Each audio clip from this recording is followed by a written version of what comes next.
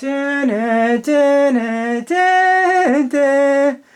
Dun, dun, dun, dun, dun, dun, dun, dun, dun. Well, hi everybody. I'm back with my friend and co-host Avi. It is officially December of 2023, and we are doing the original classic 1990 Home Alone to wrap up the 2023 year. And that means you guys are going to have to wait till next month, January 2024, to get two comedies. Two comedies from the year 2000, which you'll find out all about now in January next. But let's finish off the year now with Home Alone 1. Welcome back, Avi. It's great to have you back. What are your initial opening thoughts when it comes to Home Alone? Well, from the beginning, it's very too distracted about all the family gathering about to get ready about. Even they always ignoring the one child that was being ignored about it just feel like it's like all the John Hughes movie is like being rejected. Well, I think he was supposed to be intentionally ignored because he's supposed to be his family is kind of pissing him off, and they don't really care for him for the most part, except his mom and his mom later on. But you got the uncle. The uncle really doesn't like him, and his older brother Buzz doesn't like him. The uncle is played like the uncle guy is played to be a really bad, kind of not nice guy. And I found out the actor plays the uncle for Gary Berman. He just stars in Law and Order. I mean, almost all the cast of the Home Alone is involved in the Law and Order series. They've all been in Law and Order? Yeah. That's interesting. Sometimes that's to be interviewed for investigation. Others are the main suspect of the case that to be stand on trial. Oh, okay, that's interesting. I only know him from these movies, but if they've all been a part of Home Alone, and also the Pink Cadillac with Clint Eastwood.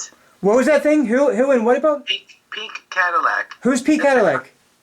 Clint Eastwood comedy film. Oh, I'm not familiar with that. So again, you teach me something new every time on each of these. I don't know what that is. That's interesting. Before we get too far into this movie discussion, I just wanted to let everybody know that this movie also meant for Avi connected to his dad. So this Home Alone 1 movie to wrap off the end of the year is in memory of Avi's dad.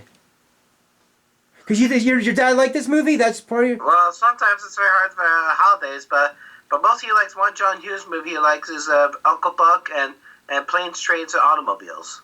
Okay, I've never seen all of Uncle Buck, but Planes, Trains, and Automobiles was a funny movie. Uncle Buck is a John Candy. Oh, I know John Candy's in that one. I just never saw it.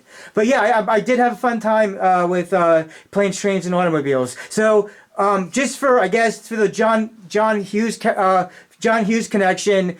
This is memory connected John Hughes, Avi, and his dad all together with that. Now, back to Home Alone. Okay, so we started off talking about some of the characters. His uncle and his uncle and his brother didn't like him, and then he seemed to have problems with the rest of the family too there in the beginning. Yeah. And while they're all there, and it's all a lot of chaos happening that night, while they get ready to leave the next day, we find out that Marv, Joe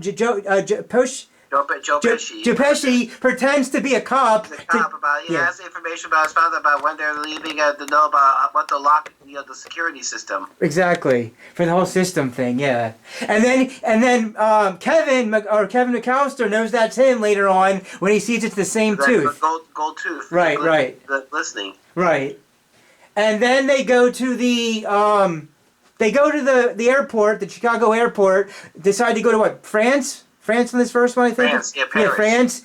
And then before they go to France, they thought they counted Kevin in the whole vehicle, but they never really counted him, and it was just some other neighbor that looked like him instead.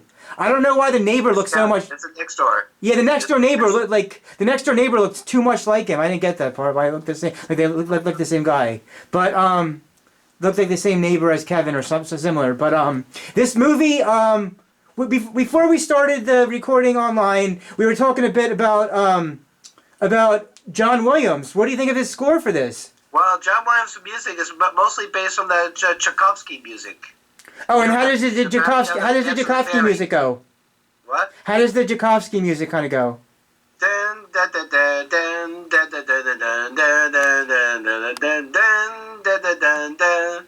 Because that's the music where their family are rushed, they were almost being late when they woke up late about to get ready for flights. Because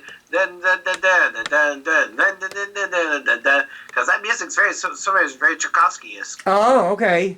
I like the music that he does later on at the end of the discussion with the neighbor inside the church. When just before the church ends, he'd be The one about Old Man Marley. Yeah, right before he goes outside of the church, while he's still in the church, and it goes dun dun dun dun dun dun dun dun dun dun dun dun dun dun dun. Had to run off to set up the booby traps. Right. Well, yeah, and then after that great music from the church to the house, he then sets up the booby traps. Booby traps. Yeah. That church scene it turns out that was John Hughes wasn't in that script about. It's a director's idea of Chris Columbus. He wants to create something emotional. I read that on the last one or so. I read up. You're right. It said that it wasn't originally part of the script, but was added on to be a part of it later on. Because he wants something to create emotional about how that both Old Man Marley and Kevin had in common. Both of them being ignored and rejected. Right. Because the Old Man Marley was there to see his granddaughter as a chorus about and that's why he says he has to talk to his son most of the time. Right.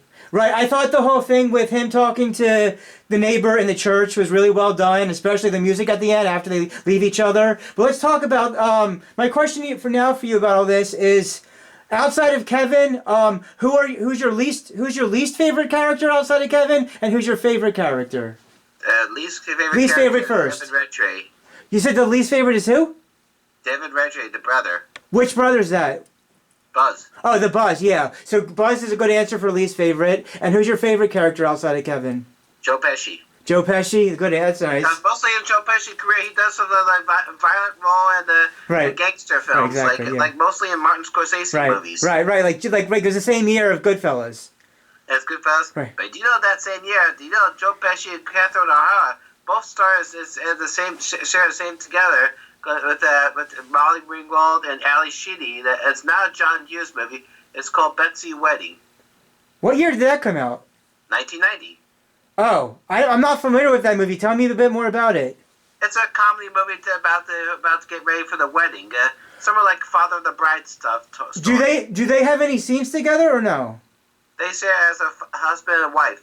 Oh, that's interesting. As a family members. I'm not familiar with that movie, so you're always teaching me about new other movies, so that's really interesting. So Joe Pesci, another part of the trivia about all that is that during the scenes where he says fudja fudja fudja because they couldn't really curse. Because he could not curse. Yeah. But except that yesterday we almost hear the word shit about when he left his shoes inside by the door. Right. Yeah, I heard that. Accidental slipping the word. Right, exactly. Yeah. Well, yeah, we'll get to the guys inside the house later. I just want to talk about the beginning and the middle of the movie first. So they're all like trying to get ready to go to the to the trip, and so they make it so that they all sleep late because the power goes out.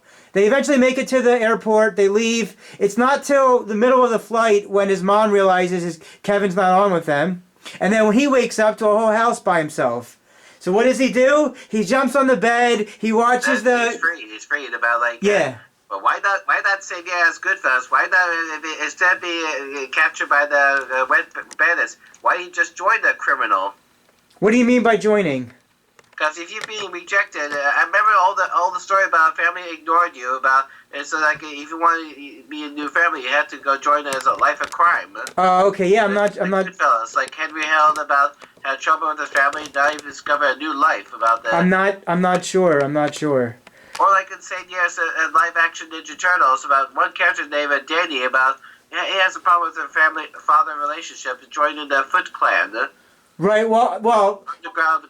Underground. Between Home Alone 1990 and the original first classic Turtles, both 1990, I grew up with the Ninja Turtles. Well, I grew up with Home Alone also, but I grew up with Ninja Turtles even more so. So I prefer Ninja Turtles over Home Alone. Home Alone. But the whole Danny thing, he's only in that first movie. As far as I know, Danny's. That's a message about I thought about Splinter or Old Man Marley is about as a good advice, old man advice. About the older person advice, yeah. Danny, outside of that first movie, I don't think Danny is referenced in any part outside of that first movie, similar to parts of the second movie of Turtles. But Home Alone, okay. Oh, so you're saying Splinter and the Old Man Marley are kind of like. Yeah, Old Man Marley is named after a classic Christmas character, the Christmas Carol. Oh, nice. Jacob Marley. Oh, what happened with that? It's all connected. Old Man Marley is connected Nice. like another Christmas Carol character. Okay. Old Jacob Yeah, Marley. right. So the Old Man Marley character, I think that if he wasn't in the movie, it would have been a very different movie. I think especially because they had that, like you said, last minute, not in the original script, for him and Kevin to be in the church scene. I think that church scene, the church scene of them talking is in my opinion, one of the best parts of the whole movie. Right. It's like a good scenery about. It's like if you had someone like a character to sit together. Yeah. Adults to talk to. Yeah. I would so your least favorite was Buzz. My least favorite is still the uncle, because the uncle's even more hateful than Buzz to me. And then for me again has to be the neighbor, I guess, the old Marley neighbor, because of their connection in that whole church scene. So that's the Old Man Marley. I found out the actor. He appears in a few Spielberg films. You know, like Close Encounter. He plays a farmer and knows about the UFO sighting, and the movie Always, who communicates with a ghost. I think I saw bits and pieces of Close Encounters, but I've never saw Always. It's a Richard Dreyfuss story. I know Richard Dreyfuss is in it. I haven't I don't know. I've only and John Goodman. Yeah, I've only seen some Spielberg movies, and I did look up Munich on Google Images. I wasn't able to find any images on Google that would work well for a thumbnail. So maybe one day we could do Munich if it's audio only without video. And also, an actor who plays Old Man Marley. He's also in a pilot episode directed by Spielberg in the Amazing Stories anthology series, about the one involving Ghost Train. Wait, what is that whole series about? Amazing Stories. It's the 80s anthology series. Oh, I'm not familiar with that either. That's another thing teaching me new about this. It's executive produced by Spielberg, but he directed 2 episodes only. Oh, okay. I didn't know about all that. Wow. All I know is, as far as Home Alone goes, there was a recent thing on YouTube. I think it was YouTube that showed Macaulay Culkin and the mom hugging or like reconnecting with each other in some sort of YouTube clip. Well, that was interesting. So your dad is more connected to John Hughes movies, not so much Home Alone? Maybe a few times, but even though it's very hard to watch any related to Xmas movie. Oh, right, because Xmas and Christian type stuff. Yeah, and also, but what's very good family film, if not Home Alone in 1990, is actually a Jewish film that was directed by Barry Levinson called Avalon. Avalon? Tell us about that. It's about Jewish immigration that comes to Baltimore in the early 1900s, and then it takes place post World War II. About all family come together to just adjust to a new life. So have you seen this? Only once. It might be very good. Oh, who's in it? Who's directing it? Directed by Barry Levinson. Okay. And starring Elijah Wood in his childhood role, and there's a one with Elizabeth Perkins, Aidan Quinn, and Joanne Blow. For anybody that hasn't seen it, is there anything about that movie that is somewhat spoilerish, or can it be explained without spoilers? It's just like a director's autobiography about the family life. It's just all the family life, just life in Baltimore. Okay, that doesn't sound too spoilerish. All right. Well, it's like a good family movie. Well, if anybody's never caught that, if anybody hasn't seen that movie yet, Ollie just recommended that movie, so there you go. It's a Jewish movie, and even they adjusted the Thanksgiving scene. Oh, okay. Like I said, the only thing I'm familiar with Thanksgiving is planes, trains, and automobiles, but all right. So what else? We already talked about some of the characters and about some of the music, and with that so far, what stood out? Home Alone. What stood out to you about the movie? Well, even he actually is robbing. Even the greatest scene about if that from the poster. You know, the poster makes fun of from the paintings. You know, the screamer. You know, right. Even it's not like he was shocked about he's all by himself defending from the robbers. It was actually about in the bathroom scene about he used aftershave. Right, exactly. It has to do with aftershave. Yeah. It was too painful. Like you can feel the needles on it. Yeah. And I think that was perfect casting to have Macaulay Culkin in, because I think they went over a lot of other actors, but they ultimately settled on him. They didn't want to use him at first though because of the whole Uncle Buck stuff. but eventually said no, he's the best guy for it. And then and also watched his first actual acting debut in 1988 called Rocket Gibraltar, which was with Burt Lancaster. Yeah, you mentioned that and about the uncle stuff. All of this in another podcast. That's true. So what I was gonna say about the casting thing is about John Candy. John Candy, you were mentioning about John. He plays a polka guy. Yeah. That's what I was gonna say. He had the cameo in the polka, and that polka scene with him talking to the mom. That also was a nice little scene between him and the mom. Even they talk about how some of the members were absent-minded about right. They actually left someone behind. Right. Yeah. Or even two of them are both known as stars of the the comedy show called SCTV. Right. Exactly. Yeah. And unfortunately, he died way too young. Yeah, like a heart attack, like since the 90s. Yes, in the 90s, and he had a late 90s movie with the now also deceased Matthew Perry from Friends. Friends? Oh, yeah. There's a movie in the late 90s that him and Matthew Perry are in that are it's some sort of historical type movie or funny type historical. They're in that. There's one last movie he did posthumously is Canadian Bacon. Oh yeah, and then there's the Canadian Bacon. Yeah, that too. The one about the fictional war against Canada. Yeah. Because ironically, he himself is Canadian. Right, exactly. Yeah, the Canadian thing there. And Dan Aykroyd. Oh yeah. I did see Dan Aykroyd in the trailer for the new Ghostbusters. Oh yeah, Frozen Empire. Yeah, Frozen Empire. That we could do that next year.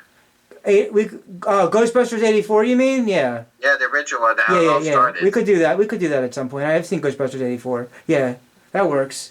Oh, and then they announced they're going to do another Karate Kid for next December. I don't know how that's going to work. Because even there's one with Ralph Macchio being in it, and he also could be team up with Jackie Chan from the remake. Yeah, I saw the preview. It's actually part of the whole universe of the Karate Kid universe, starting with Cobra Kai. Yeah, I don't know if that's going to work, but they're working on that now for next year.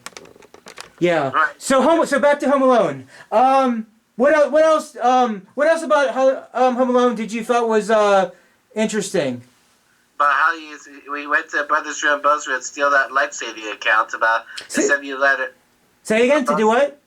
He steals Buzz life-saving account in his room about the life savings account. Yeah. That's why he had to buy something besides going to get a new toothbrush, but he actually stole it. He got scared away, spooked by the old man Marley. Right.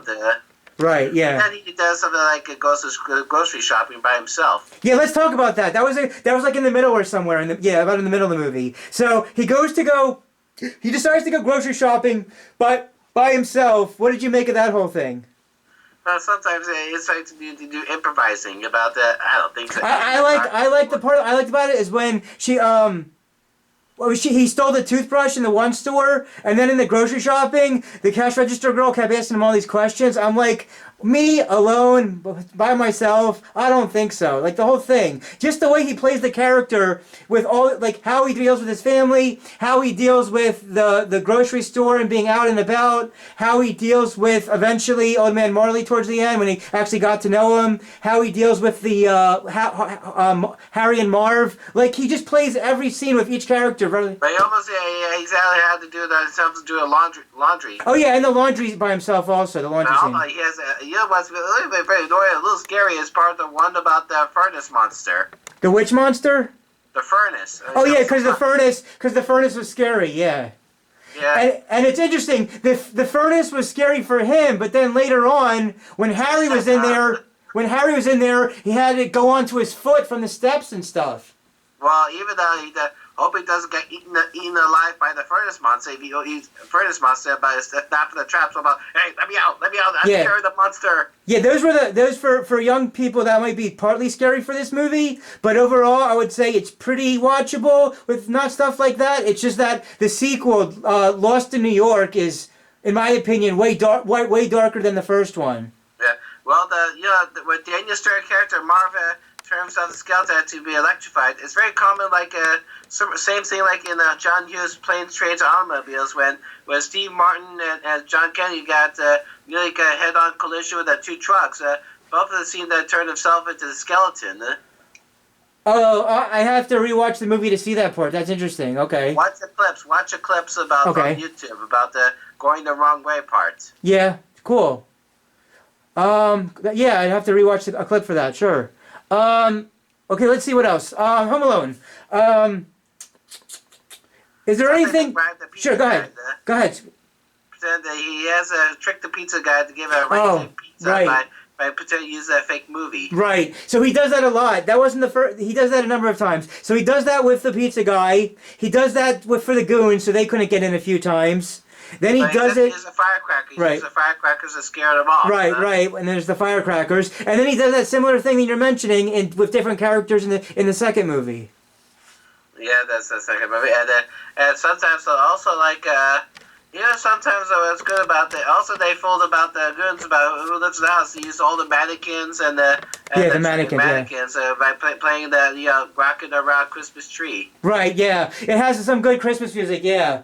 The Rock and the Rock. Mine again is right at the end of them talking at the end of the church. Dun dun dun dun dun dun dun dun dun dun dun dun dun dun. Then he runs out of the church, all from the short little street. He goes into his house, and what does he say once he closes the door? This is my house, and I have to defend it. Yeah. So that's a good segue to other quotes, because this movie also had a lot of other great quotes. So what? Like how about why you have no shoes on? Oh. Why you dress up like a chicken? Why do you have no shoes on? Why are you just like a chicken? That's good. That's good. Good start there with that also. And some other quotes. Well, sometimes If you can. It might make it easier if you're on the IMDb. I made my family disappear. I made my. you had your face. I like your face for that one. It should be on IMDb. Do you have the IMDb page up? I'm not afraid anymore. You hear me? I'm not afraid anymore. I'm not afraid anymore. I'm not afraid anymore. Yeah, the movie really does have a lot of a lot of quotes in this movie that's really really well. Another thing about trivia I want to mention is that this movie, once it played in the country of Poland. This movie is watched in Poland every year. Poland, the country, really likes this original first Home Alone movie. This is all too much Christmassy or something. I don't know, but something about Poland, they always like to rewatch it every year. Yeah, but the only film critics that doesn't like it is two critics, Roger Ebert and Gene Siskel. They don't like it. They don't like it. I'm not surprised. I'm not surprised that they didn't like it. Yeah, but Ebert had the same thing. He has the same feeling as the critics. I agree with the critics too about the. I have something not right about this film. But wait. What do you mean? What do you mean? What, you also didn't like it like the critics, or what do you mean? I agree with the critics about. I don't like because even sometimes very too distracted about the beginning. About the beginnings got mixed, but the rest of it now becomes classic. But it's very too unusual about how the child could handle it himself, about without no adults. It's not like if you're in Spielberg films is very much true about like the child's world, like E.T. Well, now Home Alone, as far as I know, doesn't involve Spielberg, just John Hughes, right? John Hughes and director Chris Columbus. Right, so John Hughes and Chris Columbus works with Spielberg. Sometimes, but in some things, but Spielberg didn't get involved in Home Alone, right? No. Okay, so then this is just Chris Columbus and John Hughes on what they have here. So are you saying then? Would you grade this, critically, are you saying that you would grade this poorly, middle, how would you grade this movie if you're not... Second to highest. And second to highest would be what exactly? Yeah, that could be one, just second to highest. Does that mean, is that like a... it's just middle thing. So is that like a B? Is that like a B? B, like B. Okay. Alright, let's do some more quotes. Right, just a second. I'm gonna kill that kid when he steps on the Christmas decoration. It's so sharp again. Yeah, and he has the pillows. He hits the pillows in him and all that. You're dead. You're dead. Pillows. Right. And then once they finally get upstairs, Kevin puts the... Kevin, what did you do to my room? Oh, what did you do to my room? Kevin puts the what did I do? What did you do to my room? The older brother Buzz. Then he puts the spider, the tarantula, on Marv. And then he takes the hanger and he zip lines from his house to the treehouse. Here's another question. You guys give up, or are you thirsty for more? I like that one too. You guys give up, or are you thirsty for more? This is it. Don't get scared now. I like that one too. This is it. Like he's always just breaking the fourth wall. Yeah, yeah. I like the breaking of the fourth wall. It's all right. It's nice. Yeah. I like. It's not like back then. It wasn't as common as it is in the 21st century. So it was nice that there was a breaking of the wall. Well, except like the one in Wolf of Wall Street when Leo DiCaprio did break the fourth wall. He tells his own story.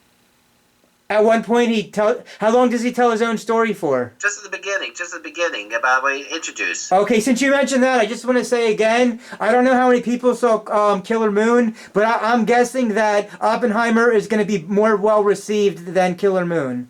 Right. All right. All right. Here's Scott. Where did he go? Maybe he committed suicide. Down you big horse ass, and come and get me before I call the police. Oh, and that's interesting. That reminds me, a little bit after that scene that you just mentioned, once they're both in there and they're about to get him, Harry, which is it, Marv? I forget which is the Joe Pesci one. Joe Pesci actually really bit part of him and still has it. The biting actually happened, really, almost. The biting of Kevin's hand. So. Oh yeah, they spent oh yeah. Oh, here's another good. Yes. The bandits pretend to be like we know you're there. This is a Santa Claus and his elf. You cannot beat up the Santa Claus elf when they come to visit your house. And then after they say that, he's got his shotgun ready. He shoots through the thing. The BB gun shooting. Yeah. This movie, like with the whole booby trap stuff at the end, it's kind of violent, but like I said, not as violent. Before what inspired that, it was very violent, but not the Die Hard. This is Dustin Hoffman movie in the 70s called Straw Dogs. What is Straw Dogs about? It's a very violent movie in the 1971 with Sam Peck about it. It's about a mathematician goes to England about American goes to England with his British wife about even something like very too gritty about it. Then it comes to a showdown with it's about this. In the end, he has a similar house invasion. I haven't seen that Straw Dogs though. Is it a good movie or no? It gets controversial back in the 70s. Okay, yeah, I never saw that, so I don't know if that movie was any good or not. It becomes a cultural mostly about that's where all the booby traps are, how you defend your house is from. Okay, because the only Dustin Hoffman movies I'm familiar with that I've seen is The Graduate and Rain Man. Right. Or what about Tootsie or the and parts of Tootsie. And All the President's Men. All the President's Men. I've never seen that in its entirety. It's a true story movie about uncovering the Watergate.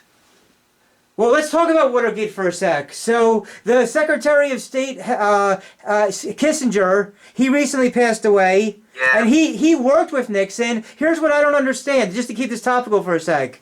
Nixon did not like Jews. Nixon hated the Jews, but Kissinger was a Jew. So, how they work together, I never understand. Even Nixon went to Israel for the first time. I know he went to China for the first time. I'm not sure about maybe Israel as well, but...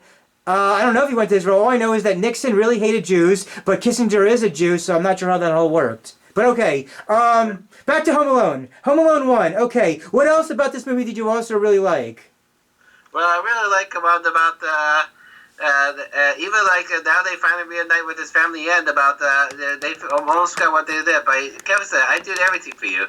I bought some milk, eggs, and I love that quote. That's a good quote there at the end there too. He cannot mention about he saved the house from being robbed. That part he left out.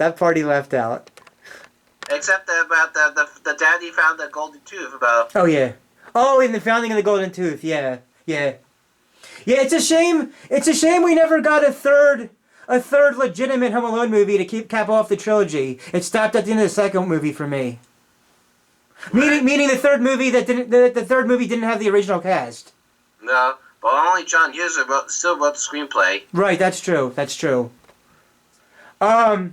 Yeah, so let's see. We're 29 minutes in, so we're almost soon going to be at 30 minutes in. Is there anything else you think the audience should know about Home Alone 1990?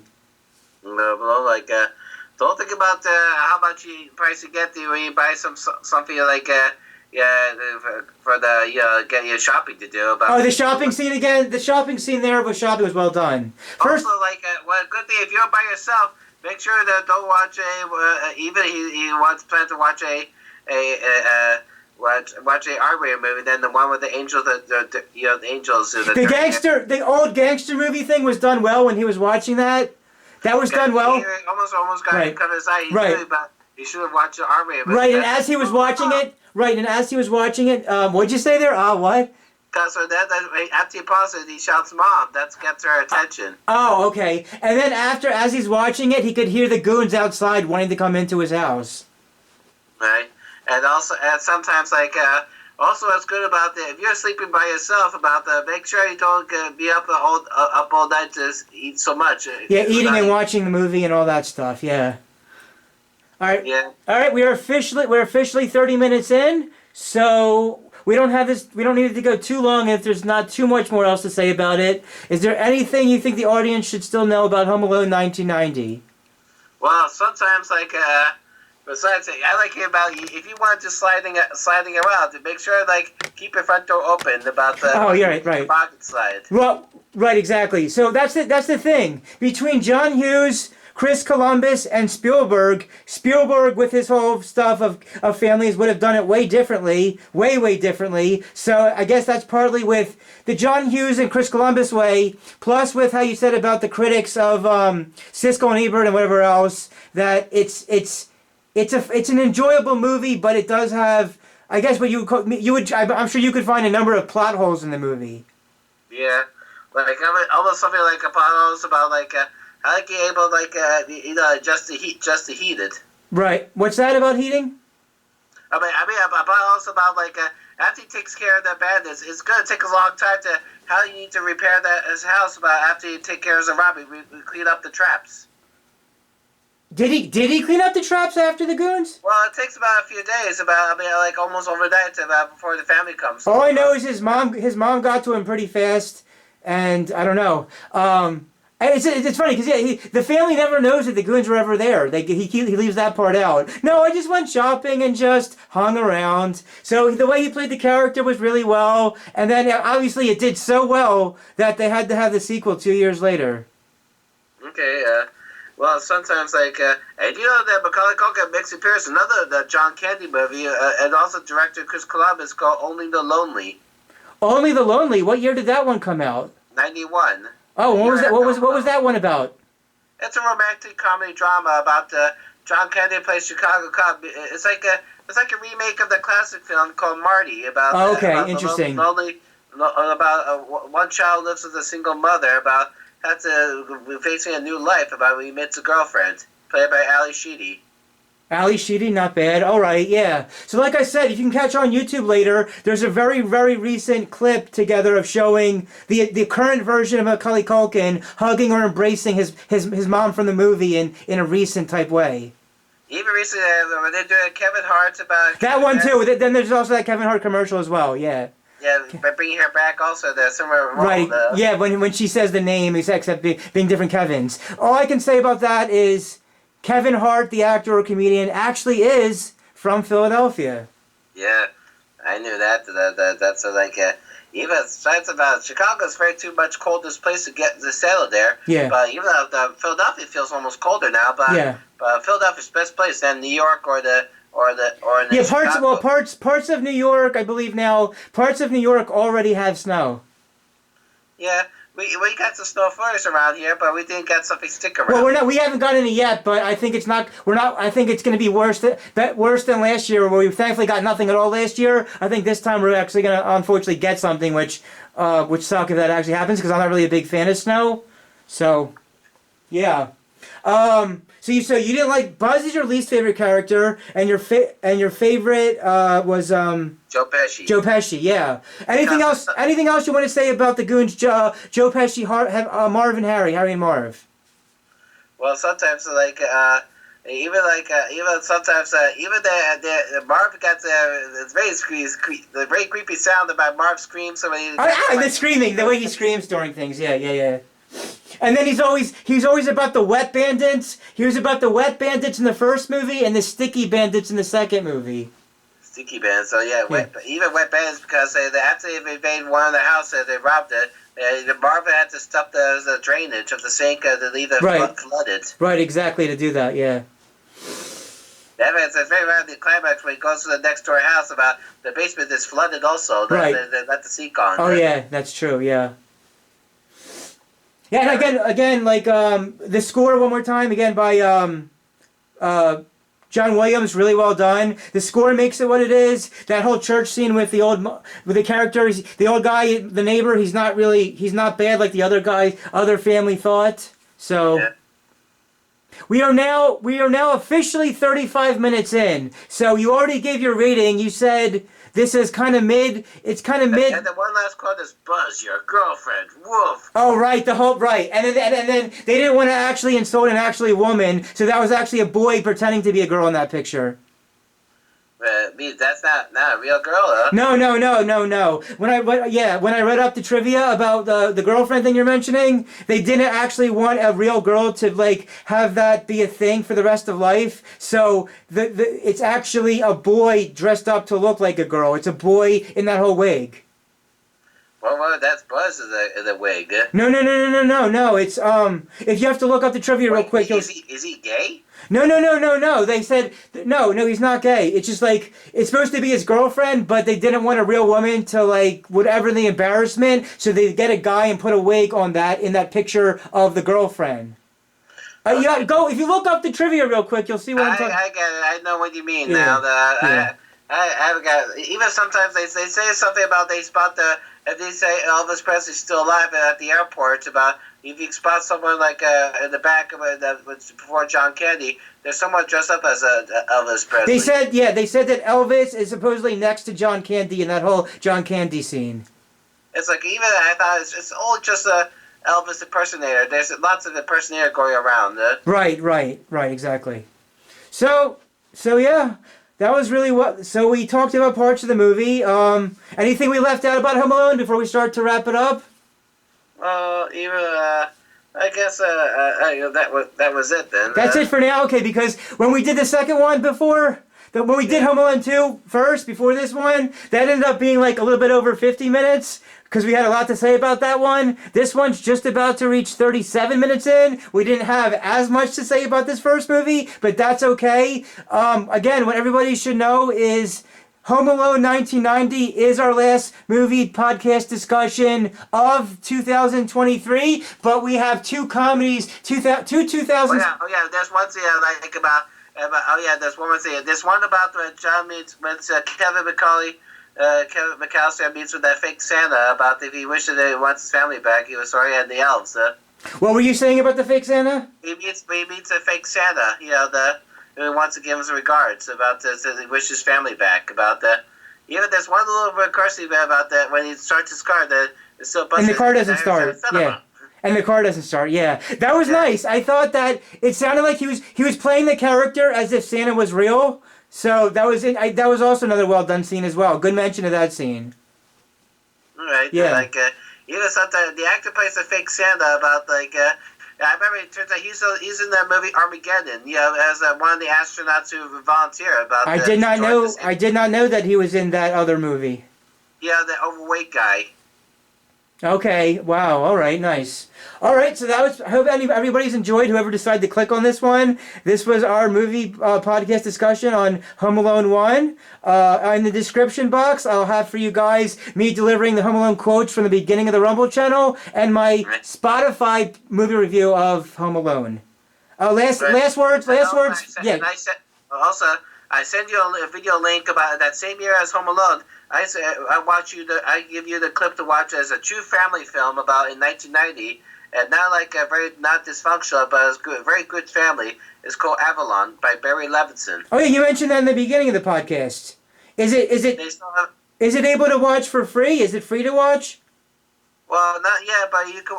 It's a free clip. One clip. I'll just watch. Okay, well, I'll just watch the one clip to start. I'll just watch that one. Just send me the one clip. I'll watch the one clip to start. Also, who's in that movie is Kevin Pollak. Oh, I'm not familiar too much with him. Yeah, the comedian guy. I heard. Yeah, he's in some stuff. I'll watch the clip. Yeah, I'll definitely watch the clip if you send me the clip of that movie to catch it. Sure. Right.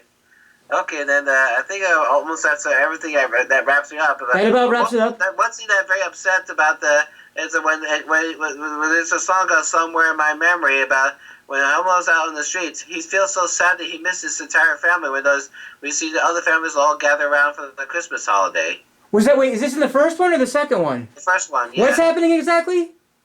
Because when Kevin Costner, before he goes to church, where there's a music somewhere in my memory about, he sees what's very saddening about, he sees the other families, all the family gathers together.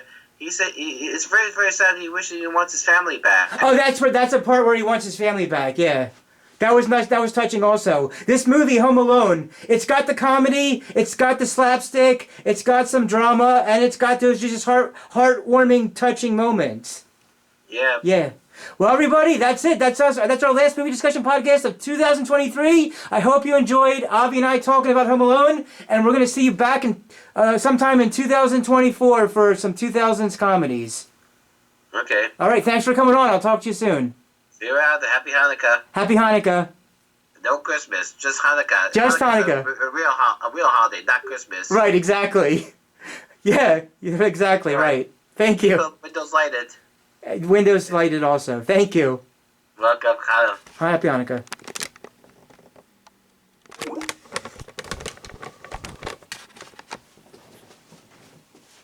Celebrating Hanukkah Thursday night. Woo! All right, so support your local movie theater throughout the decade of the 2030s for a big theatrical experience in a community like of strangers like no other, because streaming movies online at home is just not the same thing at all. Everybody dance and have a good time. One more time. Everybody dance and have a good time. This is friend and co-host Avi and Millennial Man Motions Entertainment, LLC, signing out till movie discussion podcast in 2024.